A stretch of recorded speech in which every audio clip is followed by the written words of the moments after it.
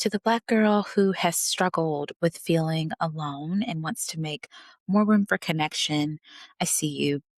Today's episode, we are continuing in our summer series on deservingness, and we are talking about deserving to feel connected. We are really getting deep into the idea of what it means to feel seen in relationships, the ways that we hide, and the small ways that we can overcome our fear of risk taking and rejection in order to be seen, known, and loved. I'll be joined by Michaiah Dominguez-Brown, who is a licensed therapist and media expert in the topic of relationships. And I'm so excited to dive deeper into this topic where we can learn more about what it means to live an open hearted life, even after the storm.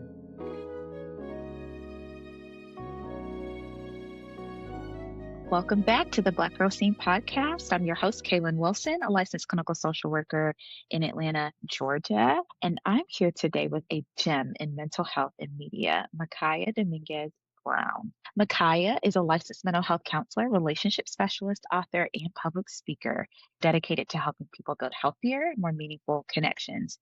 Known for her unique blend of clinical expertise, relatable humor, and radical honesty, Michaiah empowers individuals and couples to navigate love, loss, personal growth, and life transitions with confidence and grace. Through her brand Life Services and her appearances in television and media, she has become a trusted voice on relationships, resilience, and courageous transformation. Welcome to the show, Michaiah.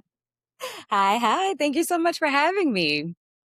I'm so excited to sit with you today. And we have just such a good topic that I think is really relevant for the times. But before we jump in, I'd like to ask you, how are you allowing yourself to be seen? Well, that's a really on point question because vulnerability, I've been told, is my superpower. And if I am being honest, for all of you who are listening, I'm not allowing myself to be seen right now.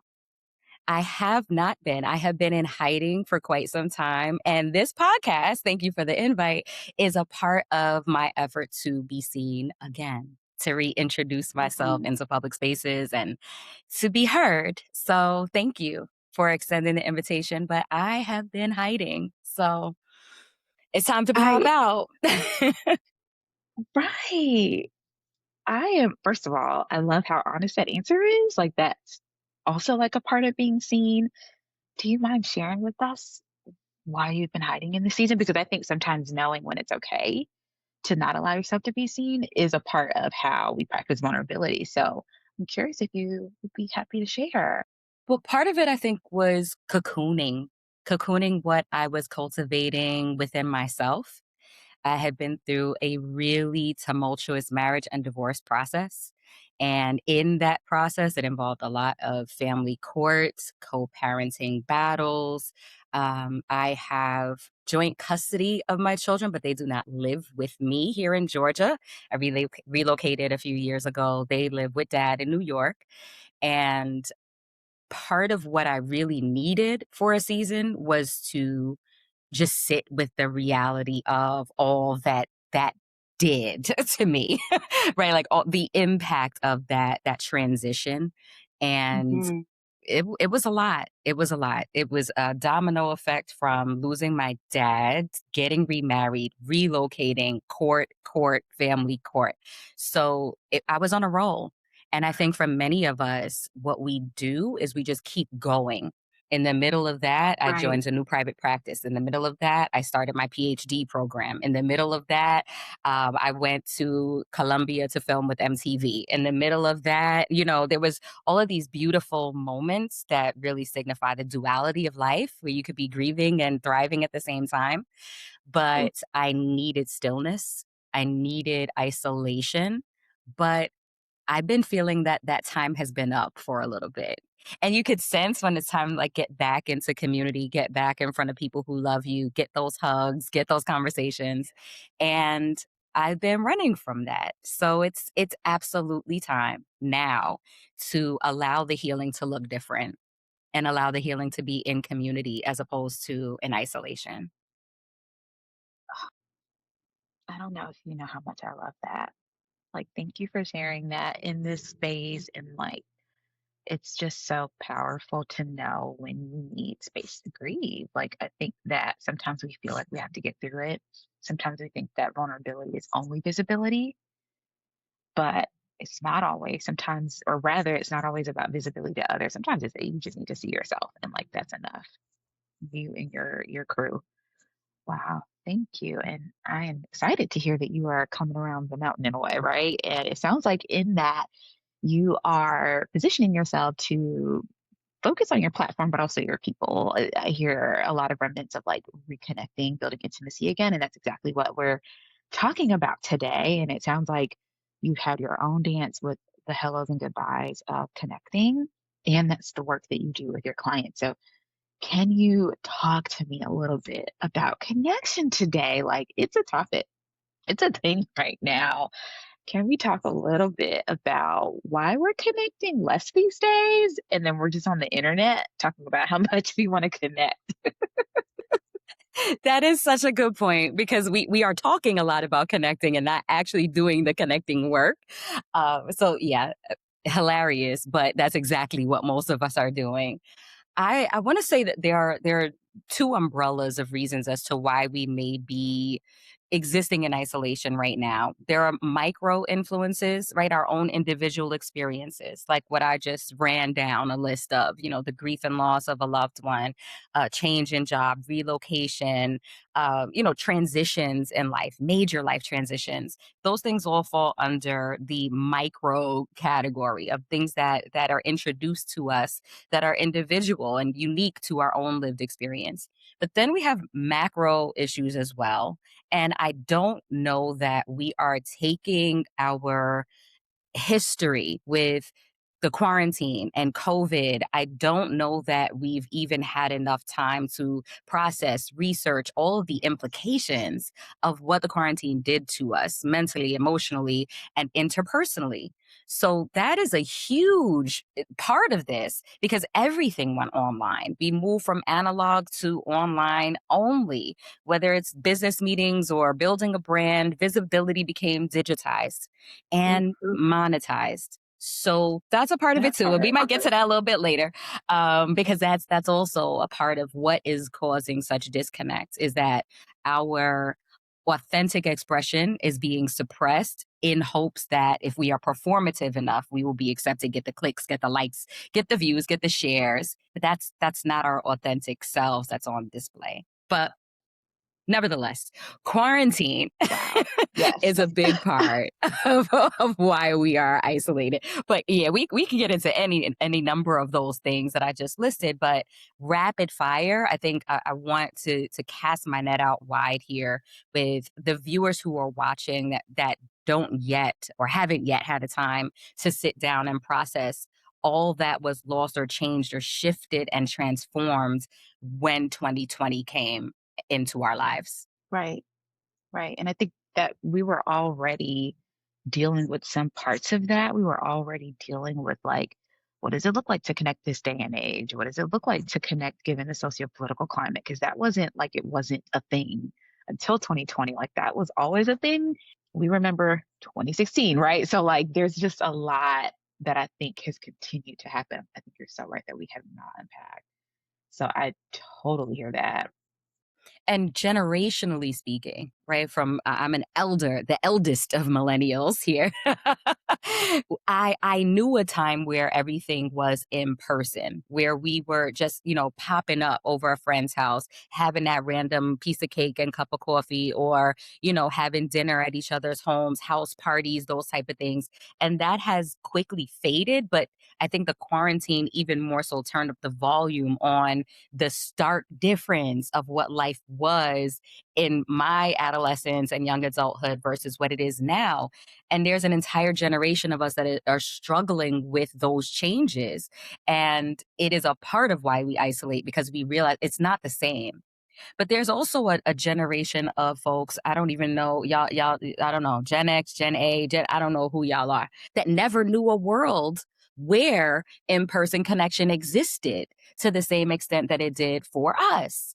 And so it's it's a relearning for us elders, and it's a complete introduction to something totally different. If I'm on a platform telling the audience, let's connect, there is a missing point of reference that those who are under 25 or 20 just don't have.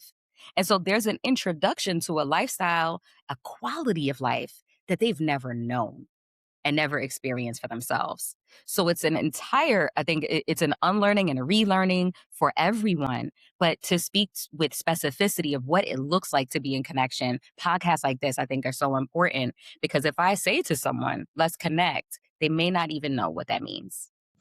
Ooh, you just said so much of a word there. And I think you're so right. As the other side of the millennialism, proudly, you're so right. I miss house parties. Like only go I only go to functions that kind of bring that vibe. So they're small, they're vibey, or they're ones that I go to all the time. So I kind of know the people there because I miss that. I'm right there with you. There's so much that got lost in the cultural recipes. And I think that you're touching on another piece that like we don't know what it looks like and then we're also afraid of it. So can you talk a little bit more about how even when you're faced with opportunities to connect or to learn more about connection, we might be hiding from it? So good.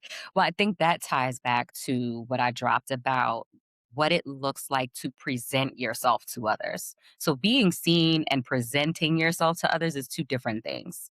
Being seen is when you get to exist as you are in the fullness of your authentic expression. Being, I guess, perceived or consumed is that it is just that it is performative. I have to look the part, I have to be the part. It leads with qualifications and skills and your gifts. It leads with how many followers you have on Instagram. I can't tell you how many people I've met and they ask, like, oh, how many followers do you have? As if it's quantifying my value in real time in my face to be able to measure if I'm someone that deserves to be in community with you. And this is something that has Wow. become very common. Oh, what's your Insta? It's not simply for connecting all the time. Sometimes it is a metric of, will I continue conversation with you beyond this moment in person? And it is Wow. devastating when there are folks who are vibrant, incredible human beings that are just such a gift to be around that they get reduced down to a follower count or how viral their last video went. And so, if that is the measure of success, then there is a whole wave of individuals, of women who are doing their best to curate their appearance, their speech, who they are, their interests in the sole pursuit of being accepted on mass scales to people that they don't even know on social media platforms. So, what does that mean when we walk into a room, a networking event? What does it mean when you go on a date? It's that same mindset that we take into the one-on-one connection. We feel, well, I cannot be seen unless I'm polished, unless I'm perfect, unless I perform. I would argue that's not being seen. That's being actually, like you said, that's truly the what I use. I say it's either being seen or perceived. Someone can know you're there, but they don't know who you are. And that's two totally different things. And I totally hear that. And you're just like describing how much we live in an actual Black Mirror episode. Like I can't fathom someone wanting to know my information outside of wanting to connect with me, right? Like to actually like let's exchange information, let's follow each other, let's get each other's numbers or whatever, and then continue to connect outside of this moment. Wow. That's huge. And I think that brings into perspective that there are pseudo connections, these false forms of connection. Can you talk about that? Because I think some of us think we're in community, we think we're connecting, but we're really not. And so we still feel really alone. Can you talk about that? Absolutely. Yes. And I hate to lean so much into this digital era as being part of the conversation, but I would be remiss if I didn't, because it is such a huge piece of this puzzle. So, being in a group chat, that's fantastic. It was the answer during quarantine to feel connected to family and friends. Being in, social media platforms have like Facebook groups, or now we have, Instagram. There's all these things. Lives on TikTok. That's how I built my brand, right? My business was birthed in 2020. So I am not a hater of social media at all. It was the answer. But now, when we have the ability to move into physical spaces offline, that is still the preferred mode because of convenience and because we get to hide.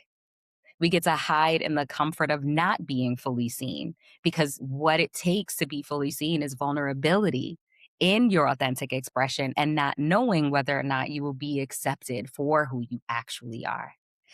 And if we practice those online spaces and curating our image so much and over so many years, we may even lose sight of who we are outside of that. And so part of it is that we're hiding those things that we feel may be rejected by the communities we become a part of. And I could speak to the gravity of that, right? And the mom groups that I was a part of, I no longer feel like I fit there because those moms don't know what it's like to have to take a flight to see their child.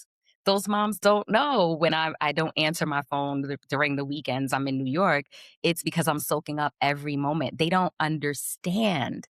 So the parts of us that we feel would be rejected because we would be misunderstood, or there's shame attached to that, or there's guilt attached to that, that's where the hiding comes in until we find community that can actually see us in those broken places, those flawed places, those imperfect places.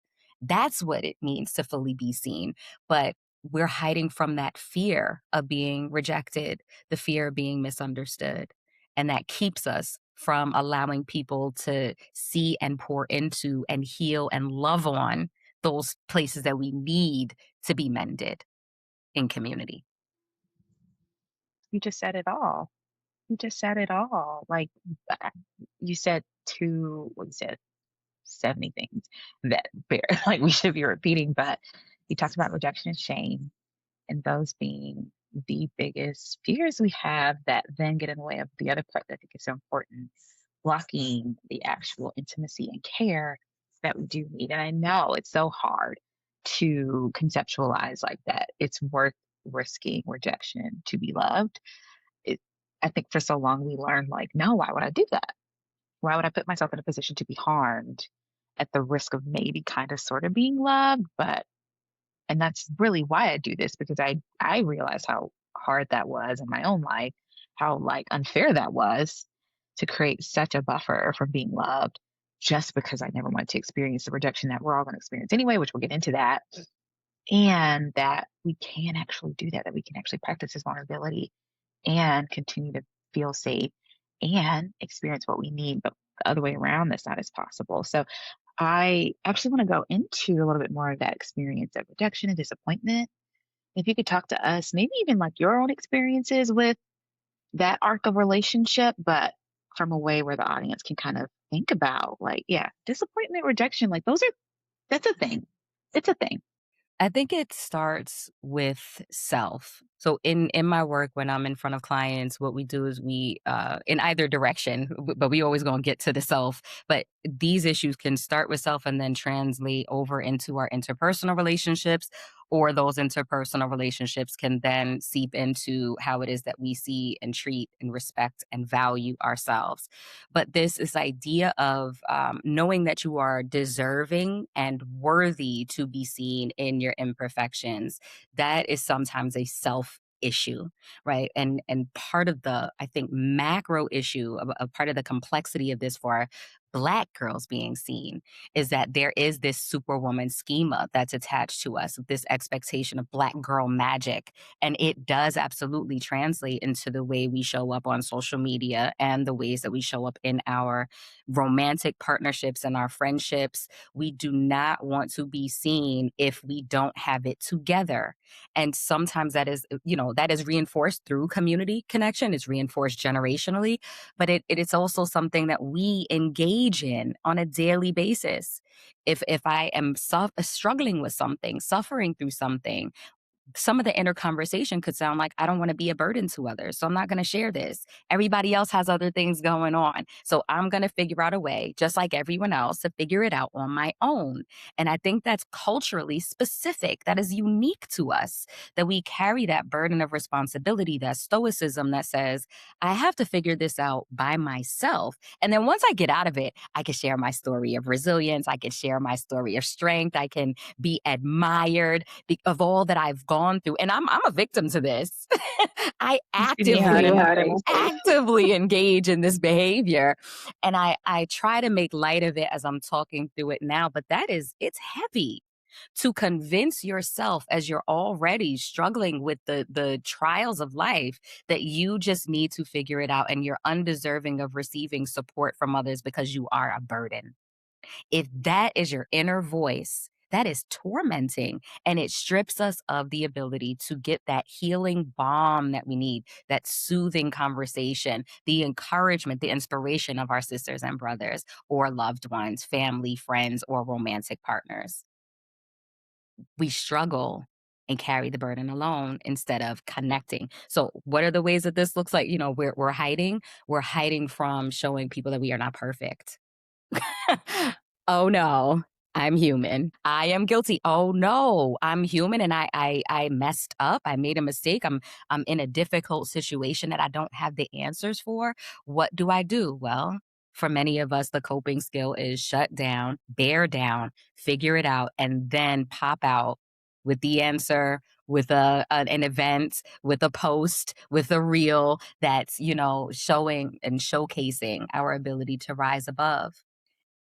That is valuable. It is important to show that we have that skill set, but we are so much more than that.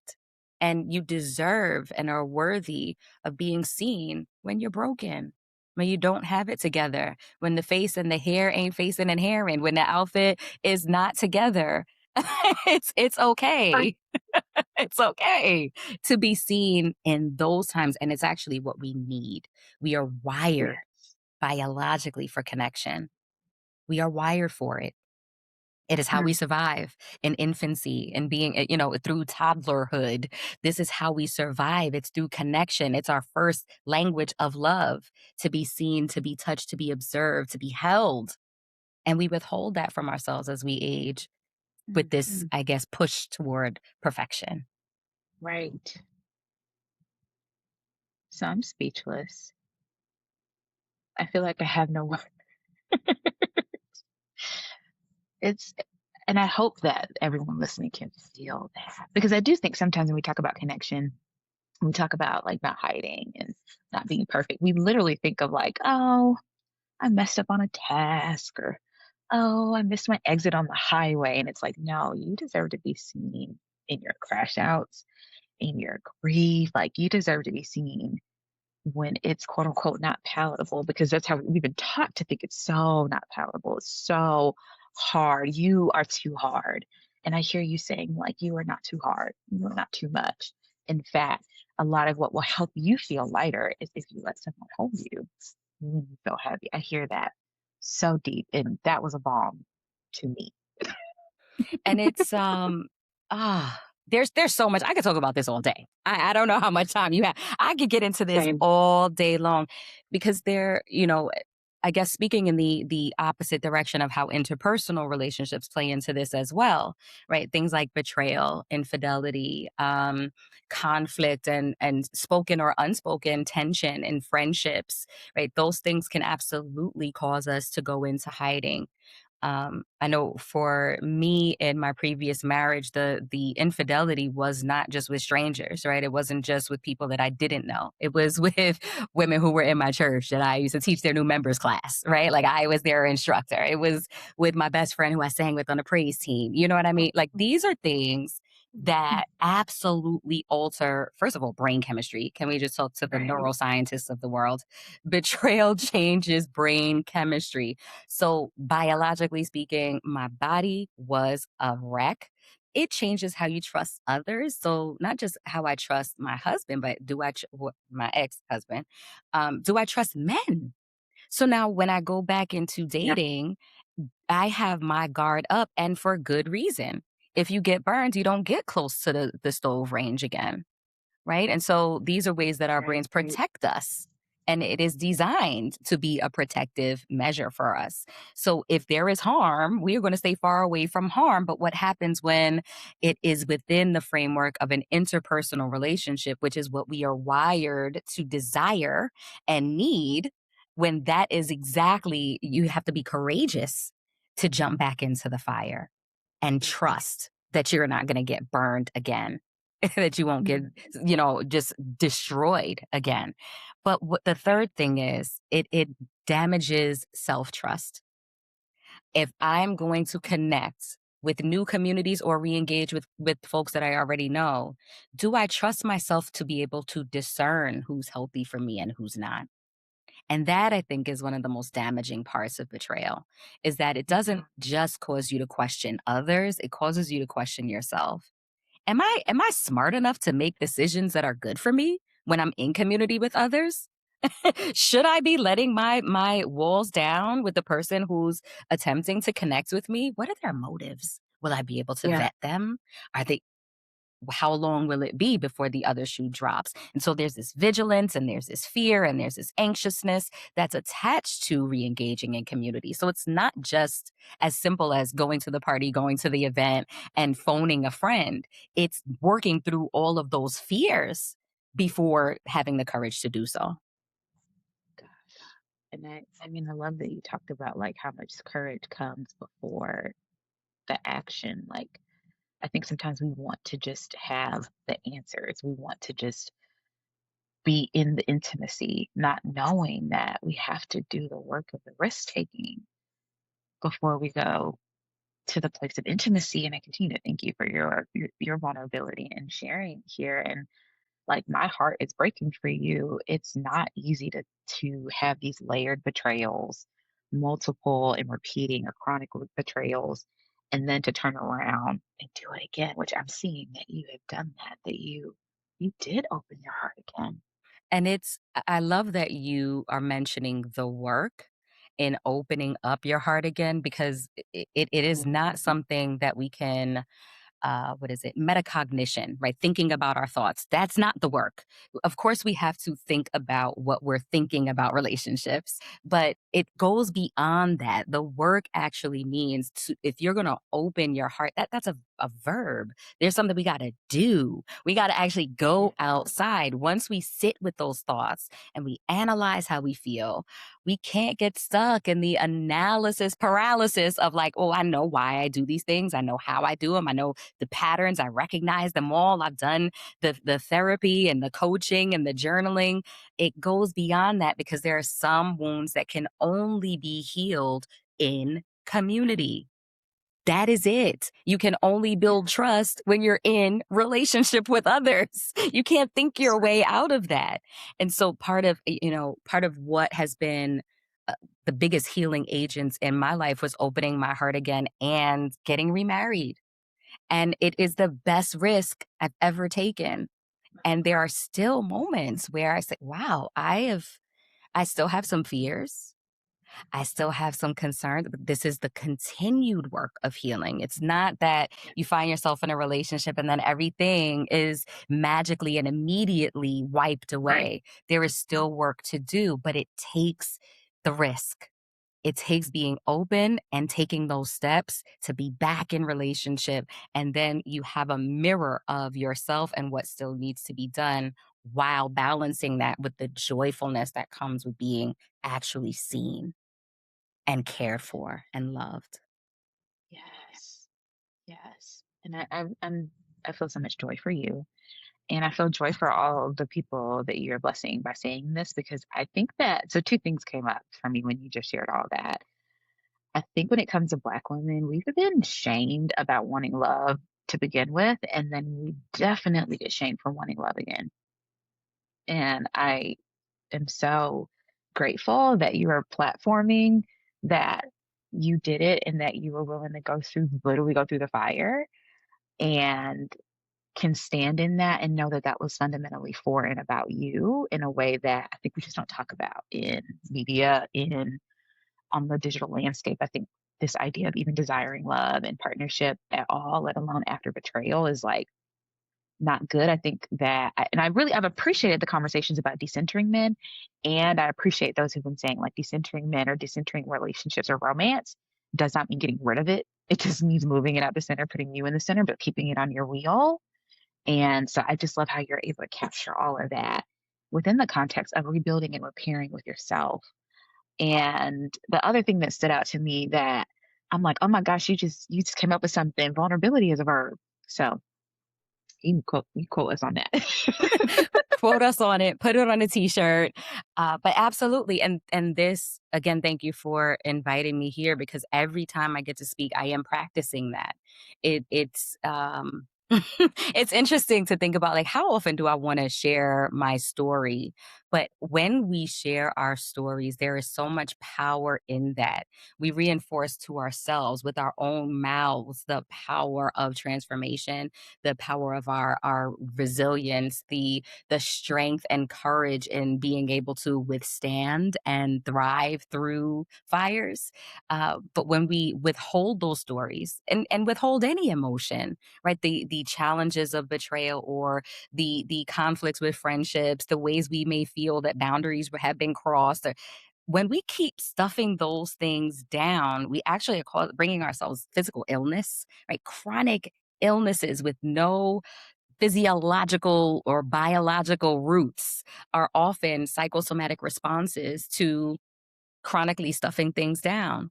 And Black girls, we have to be seen as to save our physical health, as to improve our medical health. We deserve spaces where we get to share our stories, and not the cute ones, not just the accomplishments, but those that include the challenges as well. And every time we share our stories, and every time we are heard and seen sharing the real story, is where there is breakthrough, is where there is acceptance, is where community can be built, and where shame is broken down. Shame can only exist in secrecy. So the more we share our stories, not just mine, your story may be very different from mine, but we have to share our stories where we owe it to ourselves and to those in community with us to know what's really happening.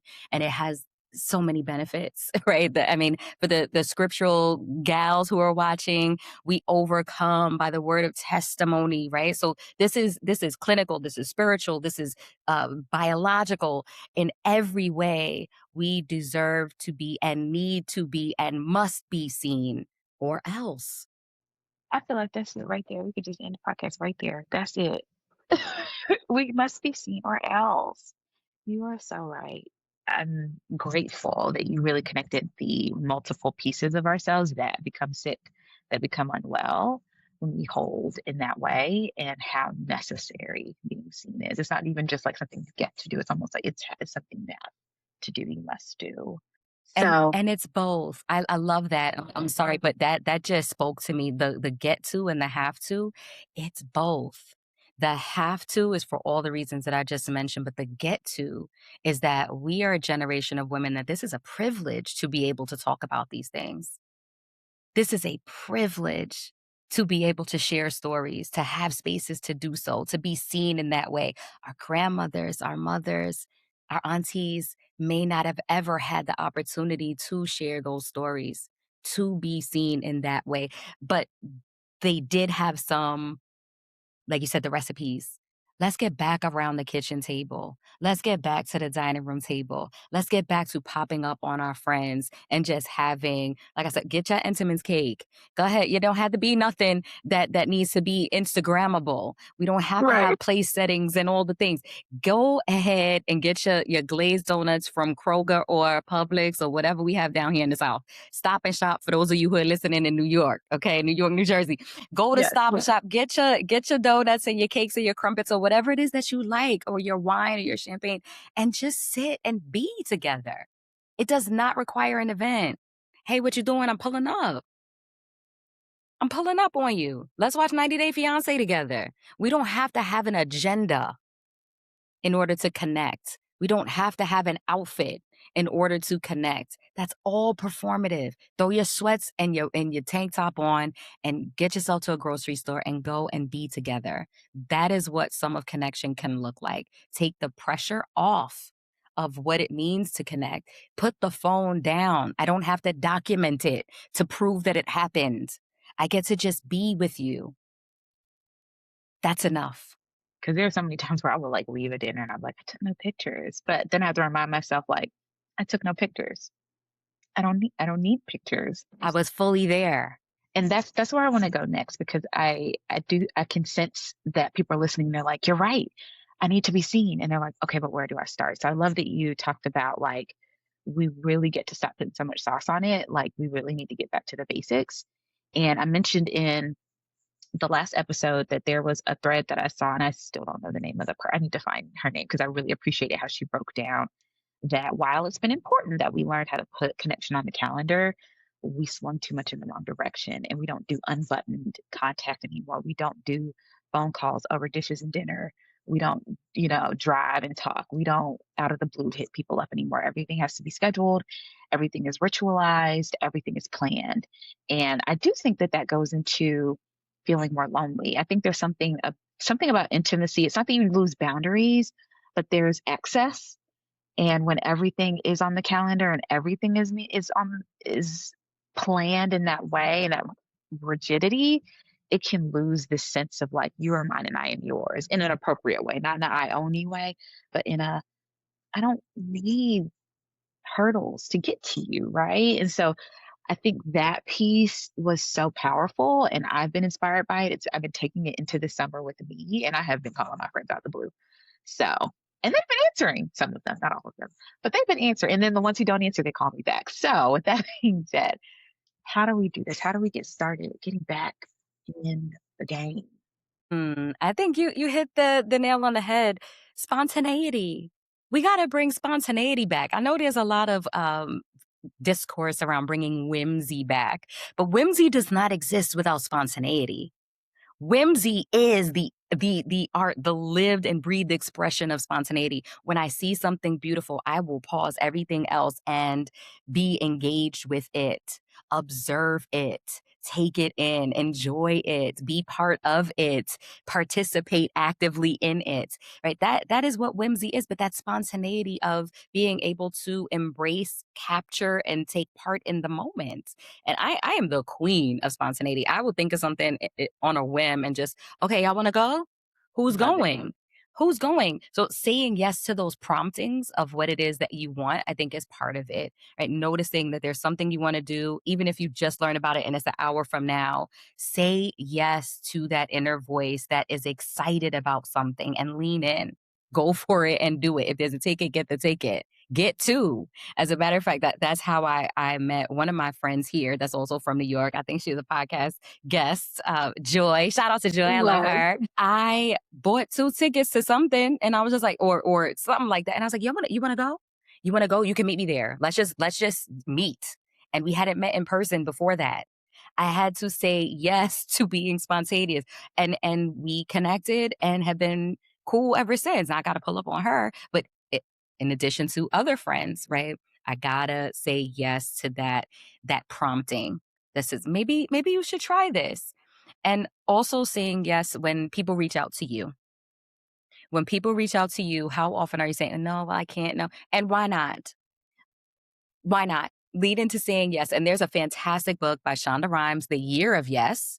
I highly recommend that you read that if you've been having some difficulty with saying yes. Because what I found with my clients is when there's too many no's, there's a disengagement with living life, like aliveness, that fire is doused when we don't say yes. Aliveness. So spontaneity and aliveness. Let's actually live while we're alive. I love that. And I think some of what came up for me, I've read that book when it first came out, and then this has been an anniversary drop, and I'll link it in the show notes. I think that's a great read. And part of why I loved that read is how honest Shonda Rhimes was about her anxiety and feeling introverted. And the fact that she was in a place that I think a lot of us fantasize about, having your career in a good place and being platformed and having money, all this stuff, and thinking that that will solve all your problems. Shonda Rhimes is one of the most decorated women in television, literally breaking barriers and still did not want to leave her home. And so I think a lot of us can relate in that sometimes we're waiting for something to come along to make it easier when in reality it's that we just get to go do it. So I love that. And I also am thinking about like the saying yes. Sometimes we are so all or nothing. It's like if I can't just drop everything and go to an event with a friend, then I just can't versus like I can't go today. Can we do something this weekend?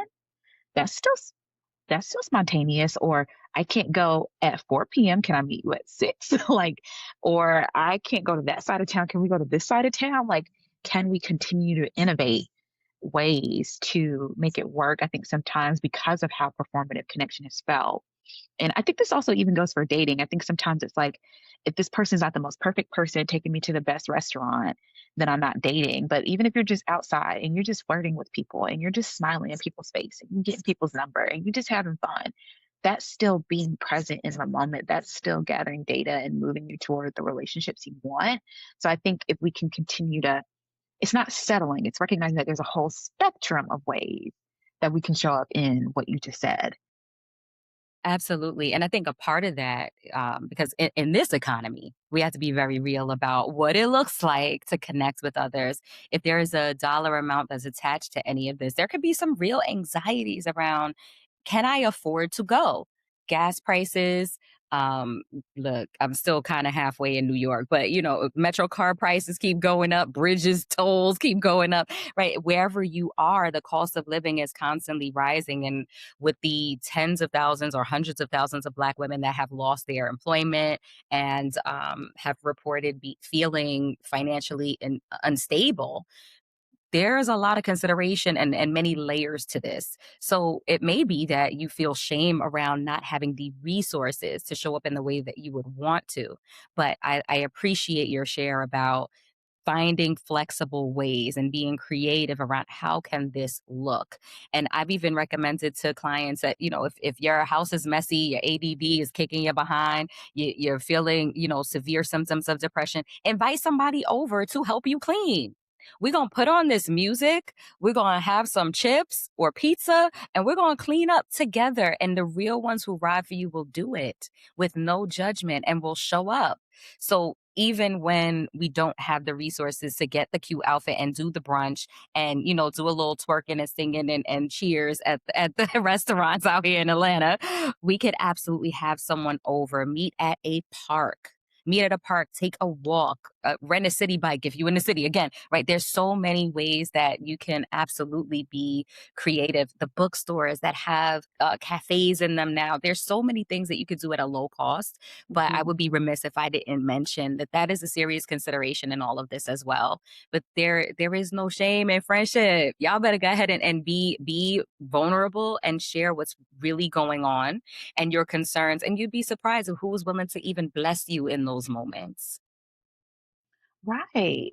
Like, who is even willing to do it? Also, the festivals, if you are in Atlanta, in most big cities, there are a lot of festivals where you don't have to spend a dime. You could just be there. You can bring your own food, even. You don't have to shop at the food vendors. So I totally hear what you're excited about. I love festival season in Atlanta.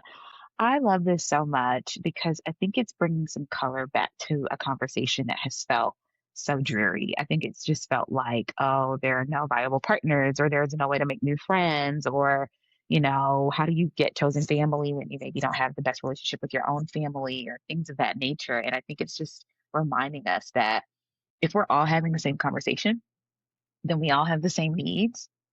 And if we all choose to show up in the need, maybe our needs will be met collectively. And it's important to use with what works. So I know it sounded like a lot of digital hate here, but there are meetup groups. There are groups based on your hobbies and your interests and your passions, because I want us to also separate or divorce ourselves from our identity being wrapped around our profession, being wrapped around what we are gifted in, and moving to what we are passionate about. That is where you're going to find the most firmly rooted connections, whether it's friendship or romantic partnership. When we're talking about chosen family and people who really see you, it can't be about we cannot lead with what we have accomplished and our resume, our CV. We can't do it.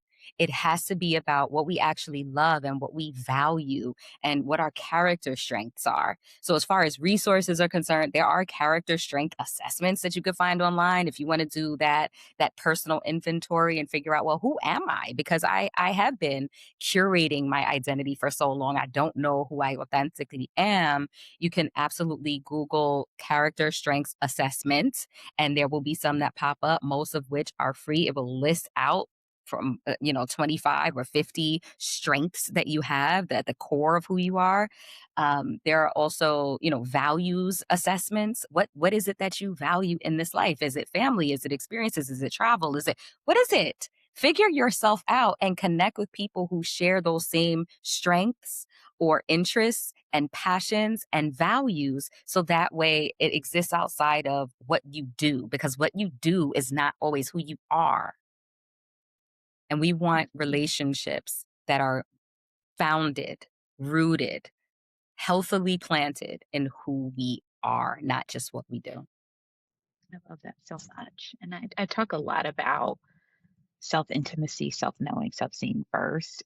And I think this is such a beautiful bridge where, like, that, I think we get so caught up in like, that's the only thing to do is to just do the self work. And it ends up being conflated with like self improvement. So self fixing. And like, let me make myself better and then put myself back out there, which puts us back on the perfectionism wheel. Right. But what you're saying is it's almost like truly getting to know yourself. And what I like to remember is like the words of Beyonce, like, people don't like to be messy anymore. People don't like to mess up. People don't like to rehearse because it's so vulnerable to see yourself literally in a mirror working on an 8 count and it don't look right. Right. And so it's like we gotta get in the mirror. We gotta go to the paint class and realize you hate painting. Go to the run club and realize you hate running. That's one thing I think we did do. People went to the run clubs and they were like, "Oh, this ain't for me." And I was like, "I'm glad you tried it though, right?" Like, I'm so glad we got outside. But in addition to that, right, on top of that, get into the paint room and realize you suck at it, but you love it. You don't have to hate it, right? You don't have to be good at something to like it. So it's actually okay to get in the room and realize I'm really bad at this. And I'm gonna keep doing it because I like it, not because I want to get better, not because I want to sell these things on Etsy, not because it makes me look cooler to the external world and I get to validate that I'm an artsy person, but simply because I enjoy it.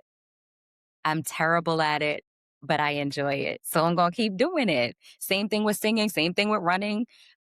I don't like running and I'm pretty terrible at it, but I actually feel better after I do it. So I might just do it some more. Right. But Right. it's a part of the exploration process. Is we don't have to count something out just because we're not good at it. In fact, I think it's good for the ego to do things that you're not so good at. Like, I have actually really embraced, I think if anyone's known, I'm not the best cook. I'm not bad at it. I actually have 1 or 2 meals that I would serve to most people, and I think they would then think I can cook, and I'd be like, "Gotcha." But on a weekly basis, I will get in that kitchen and I will mess something up, and I not to the point where I can't eat it, y'all, because we don't have it's a recession, we don't have time for that. But I will make something, I'll be like, "That's kinda mid."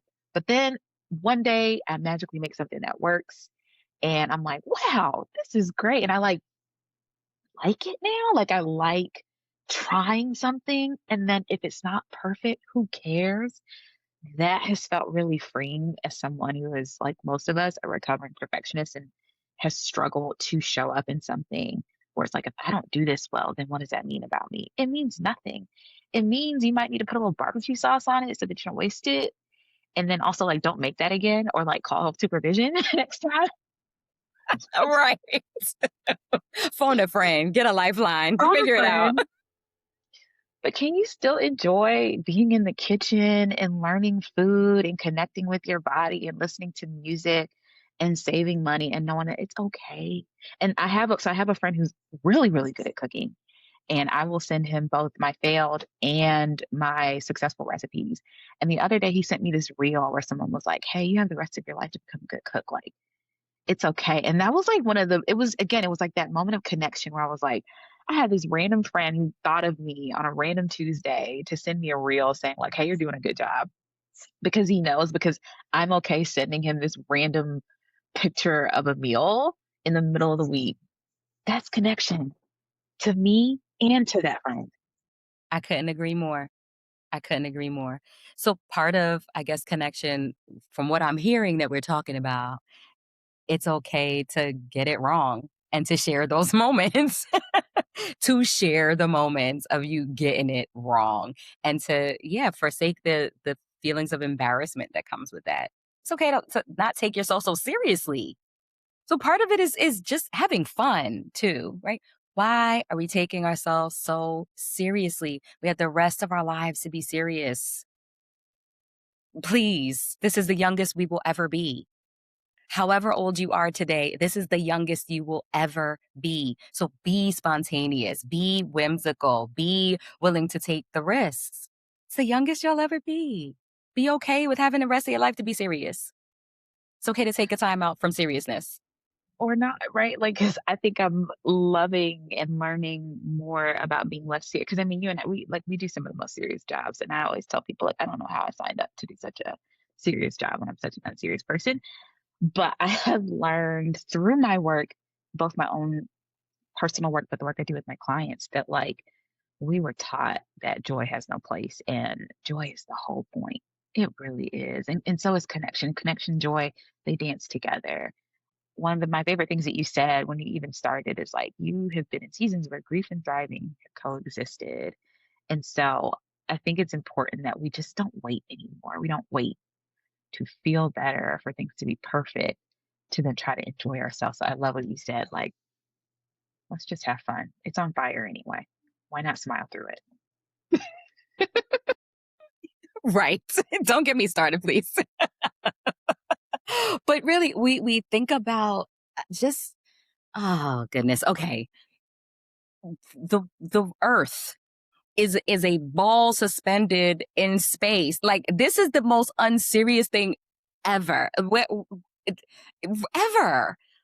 This is wild that there's just enough gravity to keep us rooted on the ground. There's just enough air to keep us all alive. Like this is wild. Live a wild life. Live a free life.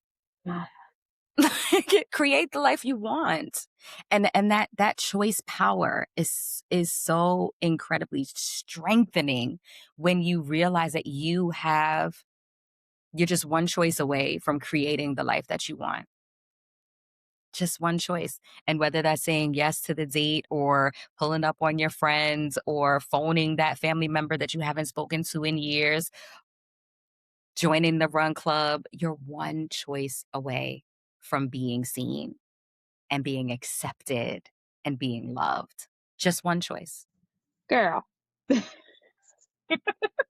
so powerful. Okay, we're going to put that on the back. So the front's going to say, vulnerability is a verb. Every episode, I swear, I'll come up with a t-shirt in the back. You're one choice away from being seen. Thank you for that. Thank you for that. Oh, I'm with you. I could talk about this forever. So that just means we're going to have to run this back. We will absolutely do that. But before we go, what would you say to the Black girl who is working to make more room for connection in her life, especially when it's hard to open up again? Ah, to the Black girl who is afraid to be seen, you deserve to be seen in your shame. Mm, You are worthy of being seen in your brokenness and in your joy and in the fullness of who you are. Take the risk. that's it, folks. There's nothing else to say. Michaiah did it. Oh my gosh, this is literally medicine. This was literally medicine. Thank you so much for being here. I excited to listen again. That's how powerful it was. How can people find you? How can people get more of this?